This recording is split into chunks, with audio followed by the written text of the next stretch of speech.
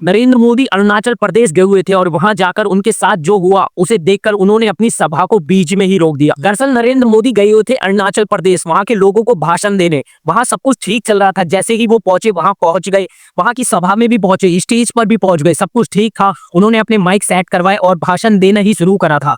अचानक से एक बंदा आता है और स्टेज पे चढ़ जाता है। स्टेज पे चढ़ने के बाद वो अचानक से कैमरे के सामने आ जाता है और कैमरे के सामने आने के बाद उसने अपने हाथों में एक बोर्ड उठा लिया और बोर्ड में कुछ विचित्र लिखा हुआ था, जिसे देखकर वहां के सारे लोग खड़े हो गए और नरेंद्र मोदी ने भी अपने भाषण बीच में ही रोक दिए। अब ना जाने उस बोर्ड में ऐसा क्या लिखा हुआ था जिसे देखकर वहां के सारे लोग खड़े हो गए और नरेंद्र मोदी ने भी अपने भाषण बीच में ही रोक दिए। अब ये तो नहीं पता चला कि नरेंद्र मोदी के खिलाफ लिखा हुआ था उसमें या उनके समर्थन में लिखा हुआ था। नरेंद्र मोदी के एक्सप्रेशन देखकर तो ऐसा ही लगता है कि उनके खिलाफ लिखा हुआ था। वो इंसान कौन था और उस बोर्ड में क्या लिखा था, इस बात का तो अभी पता नहीं चला। लेकिन आपको क्या लगता है इस बारे में कि उस बोर्ड में क्या लिखा होगा, नरेंद्र मोदी के खिलाफ या उनके समर्थन में? इस चीज का कमेंट में आंसर जरूर देना और हमारी रेगुलर अपडेट देखने के लिए हमसे जुड़ जाइए।